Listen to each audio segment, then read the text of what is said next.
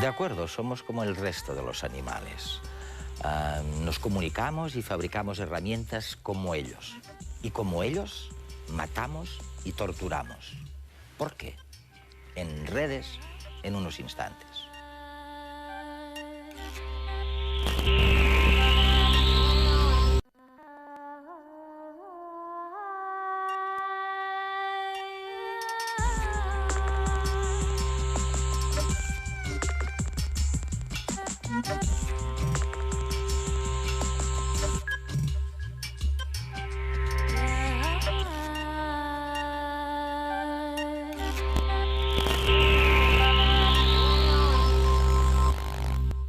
Cuando la científica que más tiempo ha convivido, más ha querido a los chimpancés, descubrió que eran capaces de mantener una guerra de 4 años, devastadora, se le vino el mundo abajo.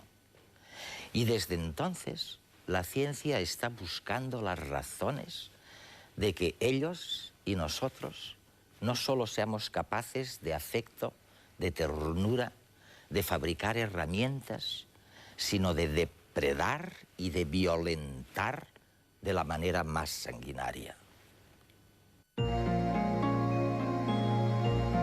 El siglo XX ha supuesto el descubrimiento de los primates como primos hermanos de los humanos. Su estudio ha revelado además un poco más sobre nuestros orígenes. Muchos investigadores han consagrado su vida a conocerlos un poco mejor.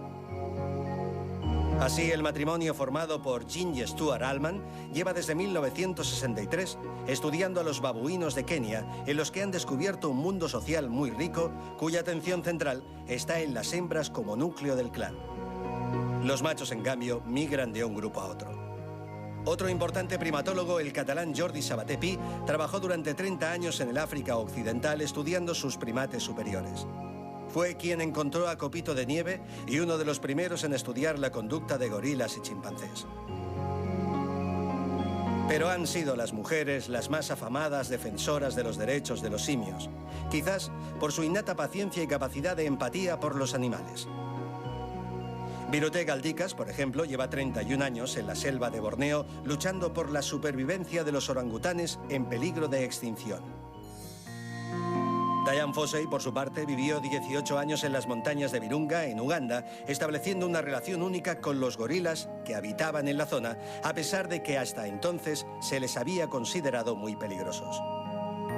Con infinita paciencia, fue capaz de entenderse con ellos y establecer una relación personal impensable hasta el momento. Murió asesinada en 1985 a manos de los cazadores furtivos. Jane Goodall viajó con solo 26 años a Tanzania para estudiar a los chimpancés. Gracias a ella y a sus reportajes para el National Geographic, se comenzó a considerar a estos animales como algo más que simpáticas mascotas. El descubrimiento de sus costumbres permitió un mayor grado de concienciación sobre la importancia de la conservación de la vida natural.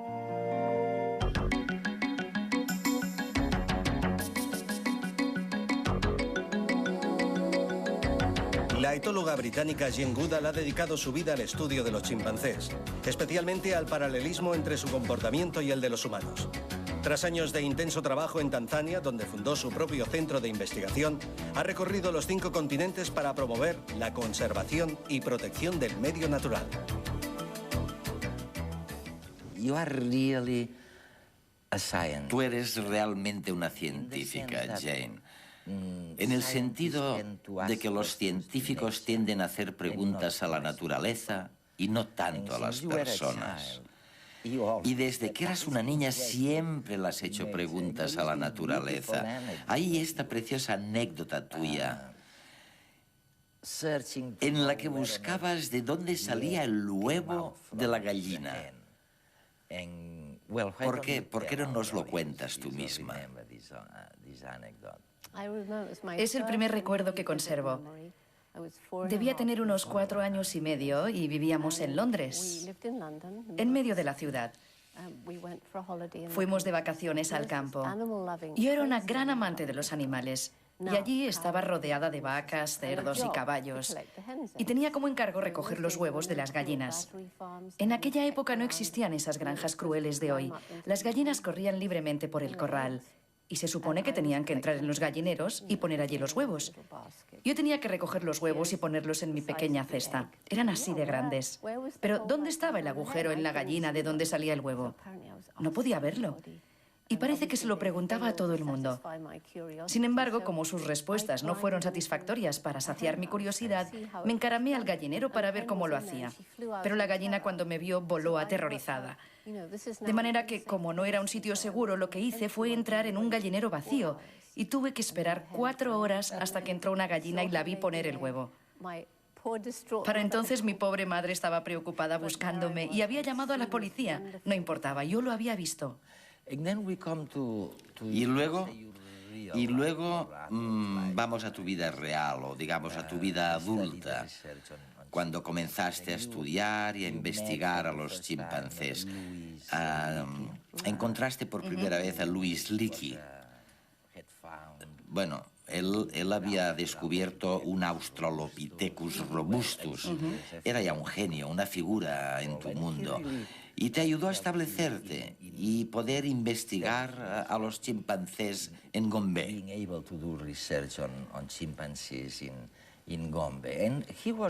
Él creía que a través del estudio de los chimpancés se podía saber mejor nuestros orígenes ancestrales.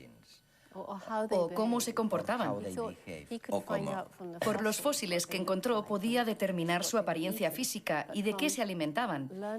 Pero pensaba que estudiando a sus parientes más cercanos vivos podría hacerse una idea más exacta de su comportamiento social.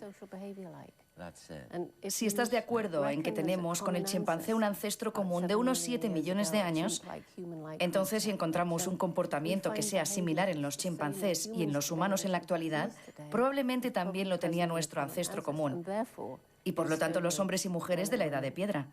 Esta era su tesis. Y tú demostraste, cuando eras una niña, que se podía tener una paciencia enorme. Lo que es increíble de ti es que a menudo, hablando con los primatólogos, están casi obsesionados en ver siempre cómo influenciar a los chimpancés. Algunos incluso llegan a enseñarles sonidos. En cambio, tú cuando eras joven pasabas horas y horas observándolos con esa paciencia de la niñez. Y en ese momento dijiste que te gustaría ver el mundo o el universo a través de los ojos del chimpancé. No has podido verlos todavía.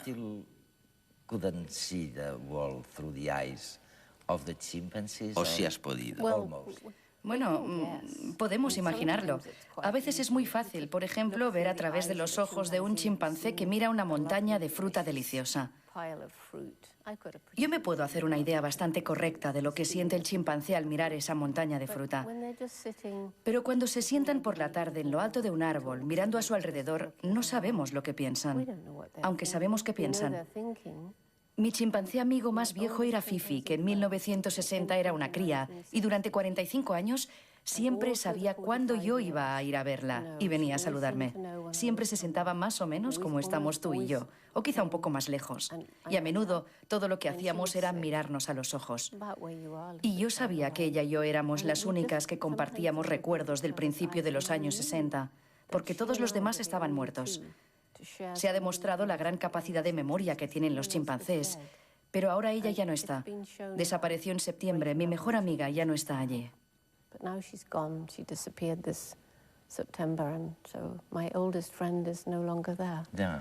Sí. Y cuando hablas de ellos, ¿por qué no intentamos recordar a nuestra audiencia el lenguaje corporal y los parecidos entre ellos y nosotros, los humanos? La comunicación no verbal. La no verbal. Si yo te miro así y tú estás comiendo fruta, seguramente pondrás fruta en mi mano. Los chimpancés hacen lo mismo. Si nos estamos saludando y somos amigos, es posible que nos abracemos y nos besemos. Los chimpancés hacen lo mismo. Si yo soy más dominante que tú, seguramente sería al revés. Tú te moverías así. Y quizá querrás demostrar tu actitud levantando un poco la mano en plan amenazador. Los chimpancés hacen lo mismo.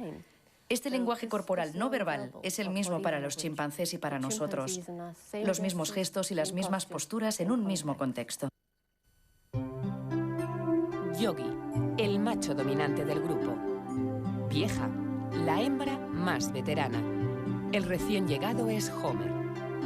Son 9 chimpancés que viven en cautividad, igual que cientos de sus congéneres en todo el mundo.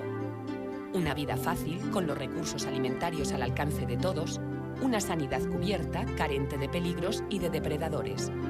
Una situación que quizá podría satisfacer las expectativas de vida de cualquier chimpancé. Faltaría conocerlas. Pero las cosas no son tan sencillas. En todo grupo hay conflictos, ambiciones de poder, favoritos y rechazados, y también jerarquías. En los chimpancés hay como 2 jerarquías. La jerarquía de las hembras, que es mucho más sutil, es más difícil de ver, pero está ahí, y los lazos de amistad y de coalición son más fuertes. Y está la de los machos, que es la que es más aparente, ¿no? Como hacen muchas pautas que demuestran que ellos son los que dirigen el grupo, pues son los que son más fáciles de identificar. En este grupo, Vieja fue un día la matriarca y las hembras llevaban las riendas. Aquí el problema es que no teníamos machos, se habían muerto los machos. Entonces, claro, hubo un momento en que eran las hembras, en coalición, las que mandaban dentro del grupo. Y solo había crías, bueno, estaban Kala y Obé como pequeños. Pero apareció Yogi y empezó a cuestionar el poder de Vieja y a manifestarlo a los demás. Evidentemente, cuando Yogi se le plantaba cara a Vieja, Vieja demostraba quién era ella. El problema es que Yogi hizo electoralismo con las hembras y el resto de hembras, excepto Kala, apoyó a Yogi delante de Vieja. Pues ahí hubo ese traspaso, ¿no? Y también por parte de Vieja yo creo que hubo un momento en el que asumió que el grupo lo tenía que mandar aparentemente un macho, porque ella sigue mandando muchísimo. Pero a Yogi también le llegó la hora de ver cuestionada su soberanía. Obé, una vez pasada la infancia, inició su ruta al poder. El problema es que Obé estableció toda una campaña con las hembras, jugando mucho con el pequeño, acicalando mucho a las hembras y evidentemente las hembras empezaron a apoyar a Obé frente a Yogi. Se iniciaron así los enfrentamientos. Yogi y Obé llegaban a morderse y las hembras defendían al joven candidato. Al chico preferido, que era Obé, frente a Yogi. Y lo que observamos hace un par de semanas es que el nivel de conflictos empezaba a bajar y la mejor indicación es que después de un conflicto de estos, rápidamente Obé y Yogi se juntaban, se abrazaban, se daban besos, o sea, se intentaban reconciliar. Y es que la amistad, la coalición, se reveló más importante que un conflicto que pudiera llevar al grupo a un estrés excesivo. Supieron gestionar la crisis y volver a un equilibrio donde seguir conviviendo. Hablemos ahora de tus grandes contribuciones a la primatología. Algunas de ellas hoy en día ya no parecen tan novedosas como fueron entonces, ¿no? Me estoy refiriendo al descubrimiento de que ellos utilizaban también máquinas y herramientas. ¿Cómo te diste cuenta de eso? Esto fue increíble y sobre todo fue particularmente increíble porque al principio solo había dinero para 6 meses y sabía que si no había habido algún descubrimiento cuando se agotara el presupuesto, ya se había acabado todo. Y un día estaba paseando por la selva cuando vi una sombra agachada sobre un nido de termitas y miré a través de mis binóculos y allí estaba el chimpancé que llamé David Graeberg, que era el menos temible de todos. Allí estaba. Tomaba una brizna de hierba y la utilizaba como una herramienta para comerse algo. En realidad lo que estaba haciendo era utilizar la hierba para conseguir sacar las termitas del nido y comérselas. Pero lo que era increíble es que a veces tomaba un palo y le quitaba las hojas y lo utilizaba, que es el principio de la creación de las herramientas. Esto en su momento fue increíble porque hasta entonces se pensaba que solo los humanos eran capaces de manipular herramientas. Se nos conocía como los humanos, los fabricantes de herramientas. or accept chimpanzees as humans.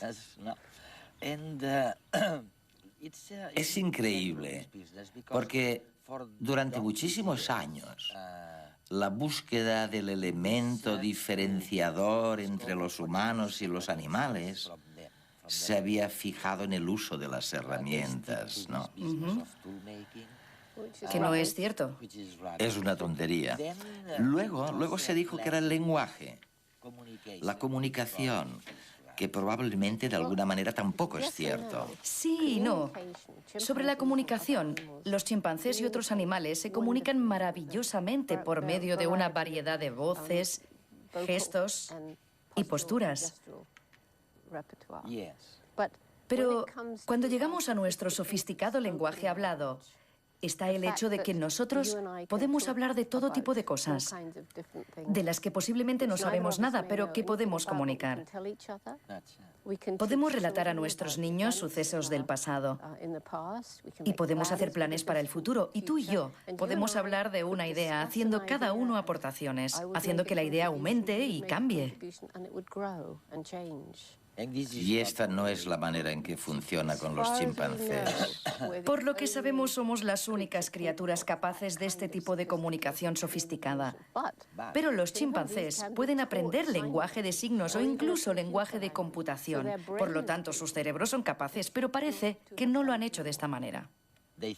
¿Piensan? Sí, claro que piensan. Otro descubrimiento tuyo es que, en contra de lo que se pensaba, no son totalmente vegetarianos o completamente vegetarianos. ¿Cómo descubriste esto? Bueno, ahora sabemos que son omnívoros como nosotros. Y una vez más, la primera vez que lo vi fue con David Graeber. Estaba observándolo desde una montaña con mis binoculares y se subió a un árbol con algo que evidentemente era un pedazo de carne. Y una hembra le pidió que lo compartiera. Debajo del árbol había 2 cerdos intentando atacarle, de manera que estaba claro que lo que David se estaba comiendo era un cerdito. Estaba comiendo carne.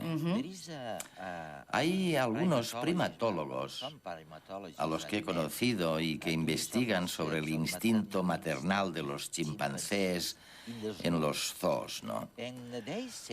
Me dicen que no es un instinto en el chimpancé, que cuando están en cautiverio tienen que aprender a cuidar a sus crías. ¿Es cierto? Sí, es cierto. No es tan instintivo. Aprenden de las madres o de otras hembras. Típicamente, si ha tenido una buena madre, la hija no solo observa cómo se comporta la madre con el bebé, sino que además se le deja que cuide el del próximo bebé y aprende a ser tan buena madre como lo fue su madre. Y si se tiene una madre no tan buena, que no es tan cuidadosa, más dura, menos cariñosa y menos juguetona, la cría crecerá siendo muy parecida. Fue a partir de observaciones hechas en chimpancés que surgió entre los psicólogos y psiquiatras infantiles esta noción de la gran importancia que tienen las primeras experiencias. Hoy esto se está convirtiendo en un auténtico problema. Si pensamos en todo aquello a lo que exponemos a nuestros hijos en el mundo occidental, al que llamamos civilizado, esos centros de asistencia de día tan malos, las madres que van a trabajar, las familias rotas, etc. Para mí no es ninguna sorpresa que tengamos tantos adolescentes con problemas. Porque tú ya lo observaste en los chimpancés. Sí. Jane Goodall fue la primera en darnos a conocer la vida oculta de los chimpancés. Por un lado, descubrió que no eran vegetarianos, como se pensaba hasta entonces, sino que cazaban otros simios. Por el otro, descubrió sus grandes habilidades manuales. Los chimpancés utilizan finos palos de madera para pescar termitas u hormigas. Esperan a que los insectos salgan de sus colonias a través de ellos y después se los comen. También usan piedras como martillos para abrir frutas y nueces y comer de su interior. Su sofisticación llega hasta el extremo de emplear ramas para limpiarse los unos a los otros y sacarse de encima orugas y otros parásitos. Aunque tal vez su habilidad más sorprendente es la fabricación de esponjas a partir de hojas que primero mascan y después mojan con agua para mantener sus bocas frescas. El descubrimiento de estas conductas resultó una gran sorpresa hace 40 años, ya que hasta entonces ningún científico respetable creía que los chimpancés pudiesen tener personalidad, raciocinio o emociones. Desde entonces, los biólogos han aprendido que los chimpancés tienen algo que antes se consideraba exclusivo de los humanos. Es el comportamiento cultural, ya que estas culturas se pasan de padres a hijos por imitación exactamente igual que nuestras costumbres y tradiciones. De la misma manera que la cultura pop, por ejemplo, se extiende rápidamente entre un grupo de adolescentes, los nuevos hábitos se convierten en costumbres en los chimpancés. Se han contado hasta 39 hábitos diferentes a la hora de comer, limpiarse, ligar y usar herramientas, que varían según los grupos locales, igual que ocurre con los seres humanos. En este mundo en el que se idealiza tanto a la naturaleza y también a los chimpancés, de repente tú descubriste no solo la violencia entre ellos, que son capaces de matarse y comerse los unos a los otros, sino algo como una guerra entre dos tribus que duró 4 años. Fue muy chocante. Sucedió después de que la comunidad principal estudiada se dividiera y una pequeña parte se asentara en la parte sur y tomara posesión de ese área. Los machos de la parte más numerosa del área del norte empezaron a entrar progresivamente cada vez más en el nuevo área de los machos del sur. Y cuando se encontraron con uno de los machos del sur, lo atacaron y lo dejaron morir de las heridas. Es decir, que después de 4 años, los 7 machos y las 3 hembras desaparecieron. Y los machos victoriosos con sus hembras ocuparon el nuevo territorio. ¿Sabes? Hay algo que me consternó de tu recuerdo. En un momento determinado de la pelea, un chimpancé le toca al otro y el otro gesticula así, como los humanos, como si se hubiera contaminado. Sí, fue horroroso. Esta hembra había sido atacada repetidamente, pero todavía no estaba tan mal herida que se fuera a morir. Y lo que hizo fue alargar el brazo para sentirse segura. Y lo que hizo fue esto. Y es cuando el macho se limpió con las hojas. O sea que claramente establecen diferencias entre el grupo propio y el otro grupo. Este es el principio de esta aflicción de la humanidad que separa a un grupo de otro, que lleva a tanta violencia y guerras, y de la capacidad de tratar a los seres humanos de otro grupo con etiquetas que casi ni son humanas, como los nazis trataban a los judíos. Y hoy día sucede lo mismo. Si tomas la violencia de las bandas violentas, la violencia de los chimpancés es muy parecida a la guerra de las bandas violentas. En los dos casos luchan por el territorio, las posesiones y las hembras. El contexto básico en el que vemos la agresividad del chimpancé también se da y crea agresión en los humanos. Pero donde es diferente para nosotros es cuando el dinero entra en juego y cuando se empieza a crear una intriga política. Los chimpancés no tienen un lenguaje suficientemente sofisticado para esto y no pueden hacerlo. Y lo otro es que aunque un chimpancé y un humano infligen el mismo tipo de agresión en la víctima, creo que en los humanos es peor. Porque los humanos son capaces de comprender lo que están haciendo en su totalidad. Vamos a acabar refiriéndonos a tu gran maestro, Louis Leakey, al que tanto aprecias. Cuando le hablaste de que los chimpancés también utilizaban herramientas, él dijo literalmente, y tú siempre citas esta frase, ahora hay que redefinir a las herramientas, a los hombres o aceptar a los chimpancés como humanos. Bueno, ¿cuál es la lección última de esta experiencia tuya? Creo que la lección más importante que yo he podido extraer es que, a fin de cuentas, no existe una línea divisoria que nos separe del resto del reino animal. No somos los únicos seres del planeta que tienen personalidad, con pensamientos y, por encima de todo, con sentimientos. Y una vez que somos capaces de aceptar esto y pensamos de qué maneras usamos y abusamos en este planeta de tantos otros extraordinarios animales que piensan y sienten, surgen muchísimas cuestiones éticas que no me dejan dormir por la noche. Creo que es particularmente trágico observar que estos embajadores, los chimpancés, porque son como embajadores del reino animal que nos dicen, nosotros también tenemos sentimientos, también formamos parte de vuestro mundo, y es verdad que son parte nuestra, se están extinguiendo ahora mismo mientras nosotros hablamos. Es muy triste, había unos 2 millones hace 100 años en África y quedan ahora unos 150.000. Y es por esto que me apasiona tanto el intentar que surja una nueva generación de gente joven que esté más vigilante de lo que nosotros lo hemos sido. Este es el programa de nuestro instituto, que se extiende por 90 países de todo el mundo.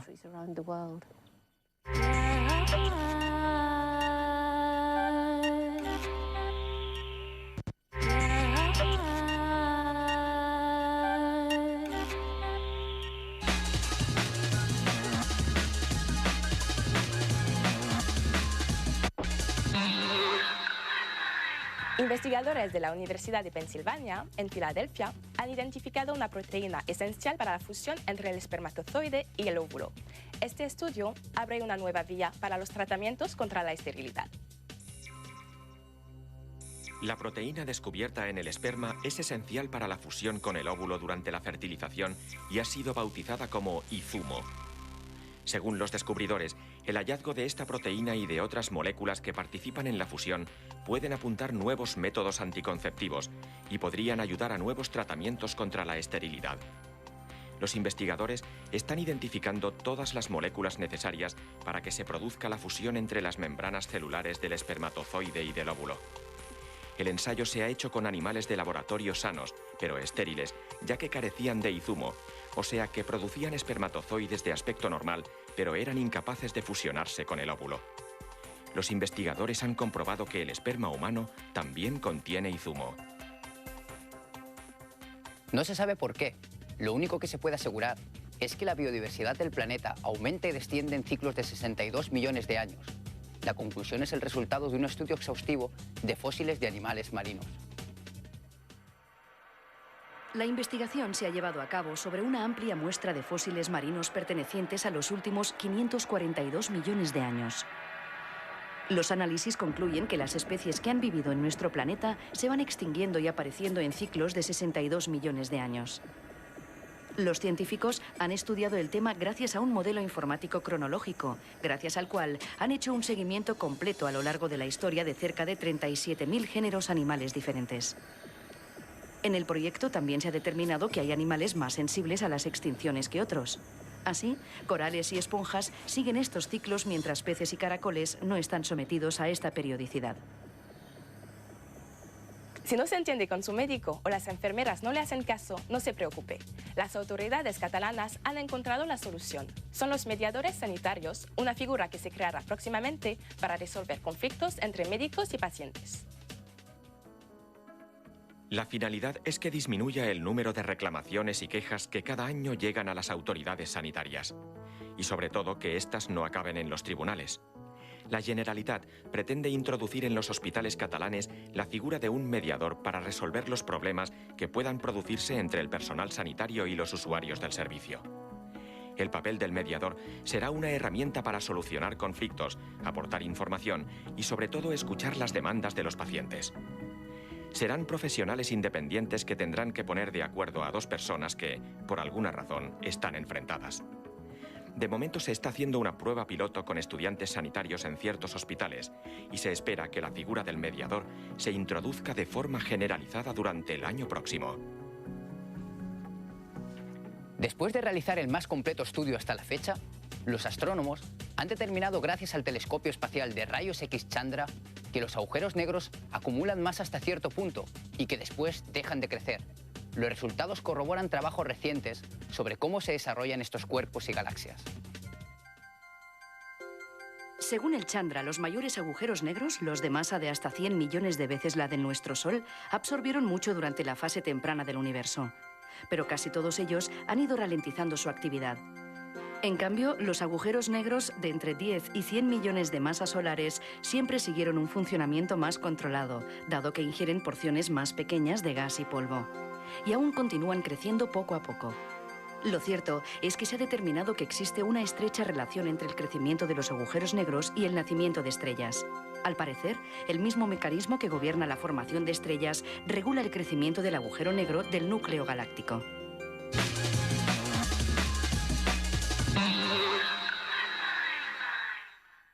Bienvenidos a Redes. Y hoy, bueno, el programa, ya han visto la primera parte, lo que nos cuenta Jane Goodall, una de las grandísimas expertas en nuestros antepasados directos, los chimpancés, ¿no? Yo tengo una foto que si encuentro antes de que termine el programa le pediré al realizador que la ponga en pantalla, ¿no? Aunque sea un segundo. Y Jane Goodall, en Inglaterra, me contaba, o más bien rememoraba, cómo ella había descubierto que los chimpancés podían fabricar herramientas. Y esta, en aquellos años, fue una grandísima novedad.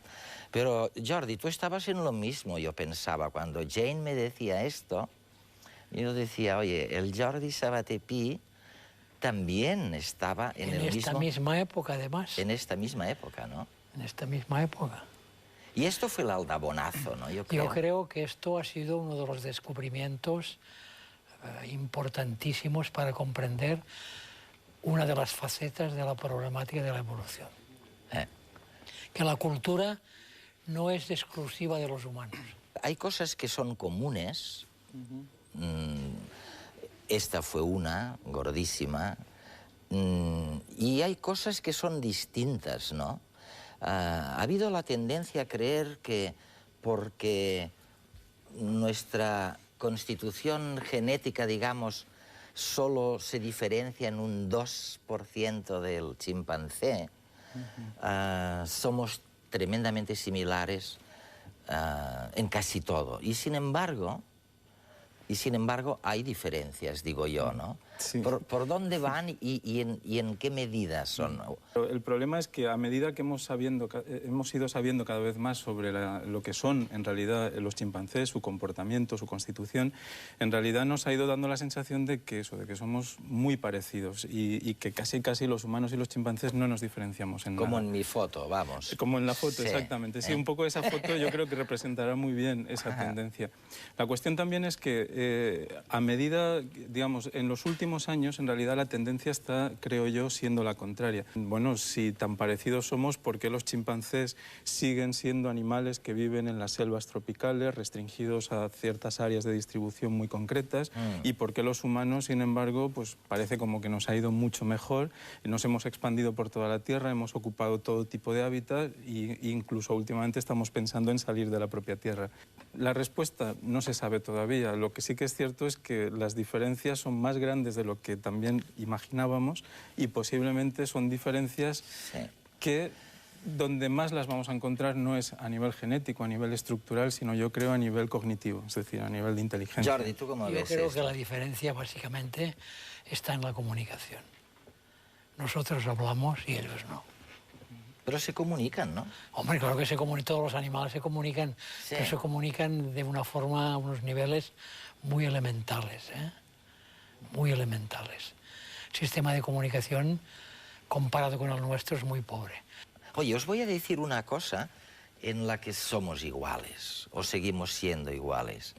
Y es que cuando las cosas nos van mal, cuando nos estresamos, cuando te someten a una tensión, el impacto sobre el cuerpo físico es devastador.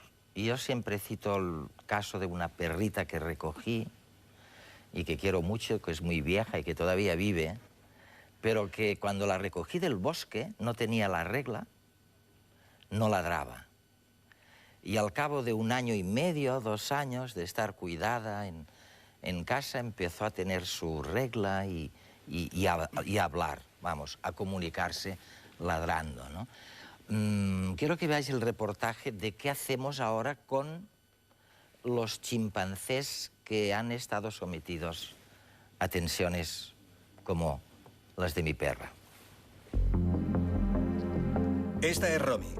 Durante 8 años vivió en un camión averiado junto a otros 6 chimpancés. Su dueño, un exentrenador de primates para circos y actuaciones, los tenía encerrados en unas condiciones higiénicas lamentables. Estaban al servicio del marketing y la publicidad. En el año 2001 se puso fin a esta situación y Romy y sus compañeros fueron decomisados y llevados al santuario Mona. En la Fundación Mona tenemos 2 grupos separados de chimpancés, un grupo que son 4 machos, que son estos de aquí, y luego un grupo familiar, que son hembras y machos y crías de diferentes edades. Y bueno, básicamente tienen que estar separados porque para formar un grupo natural de chimpancés debería de haber muchas más hembras de las que tenemos, y es la manera de evitar estrés y peleas innecesarias. Las relaciones sociales de los chimpancés son complejas y desgraciadamente el tiempo pasado entre humanos ha dejado terribles secuelas en ellos. Cuando un chimpancé llega al centro sigue un lento proceso para integrarse en el grupo. Aquí tenemos lo que nosotros llamamos jaulas de asociación. En estas jaulas lo que conseguimos es, primero, que un chimpancé que acaba de llegar normalmente de un espacio reducido, pues se sienta protegido por todo su alrededor, y lo que también conseguimos es que pongamos al lado el grupo social en el que nosotros le queremos introducir y empiece a tener algún contacto con él. Algunos de estos individuos que llegan al santuario arrastran gravísimos trastornos de conducta. Nico, un chimpancé de 4 años, se automutila en situaciones de estrés. Lo que yo hago aquí dentro, por ejemplo, es intentar darle confianza a él y que él entienda que estos otros animales pues son su especie y que no hacen nada y que pues se puede estar a gusto con ellos. Y por eso, pues, como conmigo él ya lo está de a gusto, pues la intención es que yo me salga progresivamente y hacer el traspaso de esta manera hasta que yo deje de entrar. Debido a las condiciones en las que han vivido, estos chimpancés no podrán volver a la vida salvaje. Pero en el centro se intenta disminuir, paulatinamente, el contacto con los humanos. Cada día normalmente inventamos alguna pequeña cosita para que tengan que hacer un poco de búsqueda para la alimentación. A veces colgamos sacos en los troncos altos, a veces la enterramos debajo de la tierra e intentamos pues, hacer un poquito de juego, lo que se llama el enriquecimiento. Sin embargo, la Fundación Mona no es un centro de cría ni un zoo. Por eso utilizan métodos anticonceptivos para evitar la reproducción. El centro se fundó con unos objetivos bien establecidos. Rescatar, rehabilitar chimpancés, ofrecerles grupos donde poder introducirse, educar a generaciones futuras a través de escolares y hacer investigación recogiendo datos de estos chimpancés y las condiciones en las que están y cómo mejoran a medida que pasa el tiempo en el centro. Estamos en redes, analizando los parecidos y las divergencias con nuestros antepasados directos, los primates sociales. Jane Goodall, que oyeron en la primera parte del programa, se quedó devastada cuando en un momento dado descubre que los chimpancés, que ella quería muchísimo y con los que convivía a una cierta distancia y durante años en África, de pronto descubre que se enzarzan en guerras sangrientas y hasta en canibalismo. Y dice, ¿cómo es posible que estos seres tan parecidos a mí, ¿no? Sean capaces de tamaña violencia? Y este, Jordi, es algo que influyó incluso socialmente en el trato con estos prehomínidos, ¿no? Diciendo, ostras, ¿de dónde les viene y cómo son tan violentos? ¿De dónde les viene eso? Esto es propio de casi todos los animales, ¿eh? Y el hombre, como ser biológico, no escapa de esto. De la violencia, de la guerra, del antropocentrismo, de pensarse de la unicidad del grupo. Un grupo especial, los demás no son como nosotros y pueden ser comidos. Está en nuestro sistema inmunológico casi eso, ¿no? Este rechazo visceral a todo lo que viene de fuera.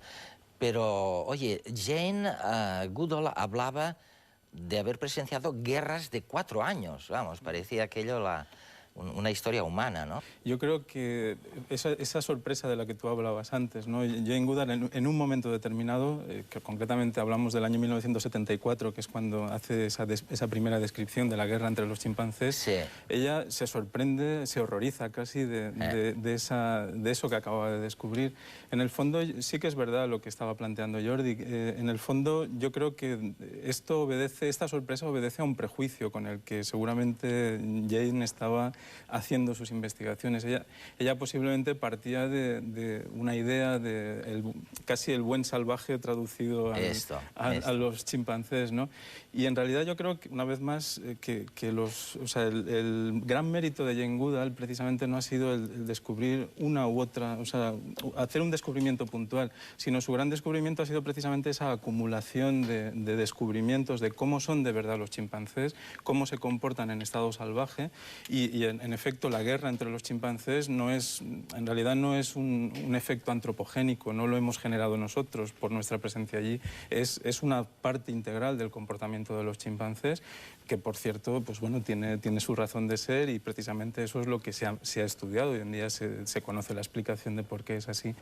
Jordi, en este tema, si tú llevas tantos años con el análisis de la vida de estos primates sociales antepasados directos nuestros, lo hacíais, me dicen, y me decís los grandes paleontólogos, me dicen que el objetivo de eso era aprender algo del origen de los humanos.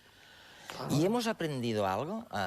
Hombre, relativizar y, en cierta manera, pensar que son unos parientes nuestros muy cercanos en todo. Pero es que tengamos en cuenta que la conducta de los animales prácticamente casi no sabemos nada. No, es una cosa nueva, es una ciencia nueva. A lo mejor no es tanto el lenguaje lo que nos diferencia de los animales, sino otra historia. Y yo tengo mi pequeña ideilla y yo no creo que sea... la comunicación compleja, como es la nuestra, es un hito, es una característica muy humana y que nos separa de una forma prácticamente radical. Hay un elemento asociado precisamente a la comunicación, entre otras cosas, que es una cosa que se llama la teoría de la mente. Y que si yo tuviera que poner la mano en el fuego y decir esto es lo que nos diferencia, yo creo que sería eso, evidentemente. La teoría de la mente es una idea que surgió en la psicología en el año 1980, de la mano de Premack y compañía, sí. Y que básicamente viene a decir algo así como que los humanos tenemos la capacidad de intentar imaginar lo que el otro está pensando. O sea, es esta capacidad metafórica lo que parece humano.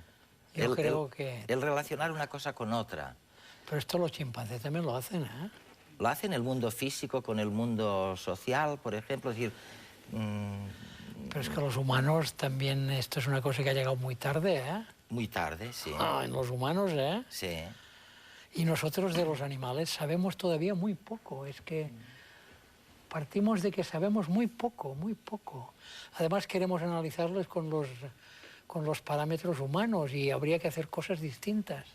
Oye, os quiero preguntar otra cosa muy importante. Pero antes quiero que veáis un poquito cómo ve nuestro equipo el tema de la violencia en los chimpancés.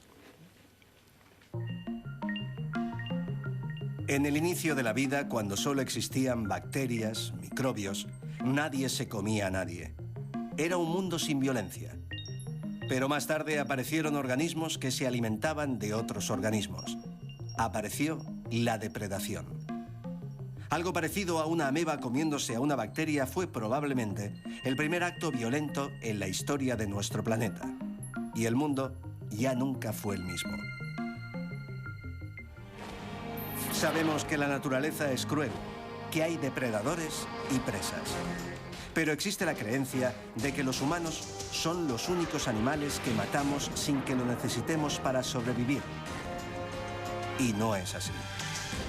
Los estudios sobre el comportamiento de los chimpancés, nuestros parientes vivos más cercanos, muestran que no solo el asesinato no es algo exclusivamente humano, sino que tampoco las guerras lo son. El primer caso conocido de conflicto bélico entre chimpancés fue descrito por Jane Goodall. A lo largo de 4 años, una comunidad de chimpancés fue aniquilada de forma gradual pero completa por otra comunidad vecina más fuerte y numerosa. Goodall la llamó la Guerra de los 4 años. La hipótesis más aceptada sobre la causa de este tipo de violencia organizada es la conquista del territorio vecino. Las comunidades de chimpancés son muy territoriales. Los machos adultos patrullan a menudo en grupos de 3 y en silencio por los límites de su territorio en busca de posibles intrusos. Si una patrulla se encuentra con un grupo de otra comunidad, ambos bandos se amenazan, pero raramente hay agresión. En cambio, si se encuentran con un solo individuo o con una madre y su hijo, le persiguen y, si pueden, le atacan. Y estos ataques pueden resultar mortales. El infanticidio, asociado casi siempre con canibalismo, es otra práctica de violencia bien documentada. Se ha observado tanto a machos dominantes como a hembras que mataban y devoraban a los hijos de otras hembras del mismo grupo, sin que fuera una época de escasez de alimentos. Se han apuntado varias causas posibles, entre ellas la competición por alcanzar o mantenerse en los niveles más altos de la jerarquía comunitaria que lleva a eliminar los infantes de las camarillas rivales. La eliminación de los productos del incesto o el intento de corregir el comportamiento promiscuo de las hembras y coaccionarlas para que tan solo se apareen con los machos de rango más alto. El descubrimiento de estos comportamientos violentos en los chimpancés da que pensar, ya que nos obliga a reconocer que son más similares a nosotros de lo que habíamos creído. Bueno, hay otras cosas, decíamos, en las que somos muy parecidos a los chimpancés, no solo la violencia. Y yo te he oído decir, Jordi, alguna vez que también son muy plásticos, que se adaptan como nosotros a todo lo imaginable, ¿no? Se adaptan a todos los sistemas africanos, sabana, selva, galerías forestales, son los únicos animales que se adaptan a todo. Los gorilas no lo hacen. No, los gorilas no tienen plasticidad ninguna. Ni los orangutanes. Animales de selva, los orangutanes igual. Ah, sí. O sea que en eso, Fede, ya lo oyes. O sea, no sé cómo vas a salir de esta reflexión, pero las semejanzas son tantas, ¿no? Claro, pero incluso en esto, por ejemplo, los chimpancés, es verdad, son animales tremendamente plásticos y en ese sentido yo creo precisamente que una de las grandes cosas que hemos descubierto en los últimos años ha sido precisamente a los chimpancés como animales culturales. Gran parte de su plasticidad tiene que ver precisamente, o está enlazado con el concepto de cultura también. Y en ese sentido lo que los chimpancés nos han demostrado es que son animales que individualmente son muy innovadores, son muy complejos en su cognición, son capaces de representarse el mundo de formas muy complejas y actuar en consecuencia, establecen relaciones sociales muy complejas también y gracias a eso son capaces de sobrevivir en ambientes muy distintos, que es justo lo que nos pasa a nosotros también, los seres humanos. En ese sentido somos muy parecidos. Pero también, siguiendo con esa dualidad parecido-diferente, también en eso es donde yo creo que radica la principal diferencia entre los humanos y ya no digo los chimpancés, sino el resto de seres vivos. En ese sentido, y enlazando un poco con el concepto de teoría de la mente, yo creo que precisamente nosotros los humanos somos pues otros animales culturales más, como se ha demostrado para los chimpancés, para los orangutanes y seguramente se demostrará para otros. Pero lo que pasa es que nuestra cultura es tremendamente compleja. Es decir, somos culturales como los chimpancés, pero nuestra cultura avanza muchísimo más rápidamente. Y eso es lo que hace que en muy pocas generaciones hayamos podido acumular tal cantidad de innovaciones. Esto explicaría Jordi, no lo sé, pero... Pero esto empezó en un momento determinado, ¿eh? Hemos pasado 2 millones de años prácticamente sin ningún tipo de evolución, ¿eh? Pero por eso yo hablo de nuestra especie, es decir, Homo sapiens, la especie a la que nosotros pertenecemos y que yo creo que es muy diferente al resto de especies que ha habido hasta el momento.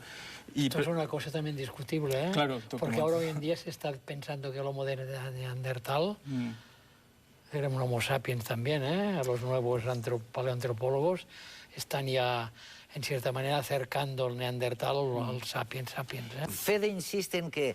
Yo te voy a hacer una concesión, o sea, y que quiero que participe nuestra audiencia de ello, ¿no? Es verdad que, pongamos, las hormigas, por ejemplo, yo no sé si tienen cultura o no tienen cultura, pero tienen la suficiente para montar un hormiguero, que es una cosa muy complicada. Además son animales muy antiguos, ¿eh? 60 millones de años. Pues... Ahora, lo curioso es que las hormigas, como las termitas, que todavía son culturalmente tal vez más avanzadas, porque crean sistemas de ventilación en sus refugios y en todo, siguen donde estaban hace 60 millones de años. Y nosotros no seguimos donde estábamos hace 500.000 años. Porque funcionan instintivamente y nosotros no. Pero además, al hablar de los chimpancés, yo creo que hay un pequeño fallo, ¿eh? Porque chimpancés hay dos especies. Hay el chimpancé pigmeo, que es más inteligente que este. Ah, sí, ¿eh? Pero mucho más. O sea que, Fede, no está muy claro eso, ¿no? No, no declaro nada, ¿eh? No, ¿eh? Si hay diferencias entre nosotros mismos, a mí no me extraña nada que la haya entre distintas especies de homínidos. Y no tenemos más remedio que dejar a nuestros telespectadores con la duda que ha aflorado en esta reflexión de si lo que nos hace como somos es algo que surgió casi súbitamente, como tú tiendes a pensar, Fede, o si fue algo mucho más paulatino, como yo pienso que tú piensas, Jordi. Yo creo que, en cierta manera, la propagación de la cultura aparece en el momento que el hombre sabe escribir y puede ya almacenar la información. Tal vez. Hasta la próxima semana. Este semestre os proponemos responder de forma argumentada a la pregunta: ¿qué creencia popular puedes demostrar que es falsa? Pensad en todos esos refranes o en las coletillas que usamos al hablar. ¿Tienen fundamento científico? Tal vez no. ¿Podéis demostrarlo? Consultad las bases del concurso en nuestra web y mandad vuestras respuestas al correo electrónico del programa. Al ganador se le obsequiará con un ordenador Toshiba.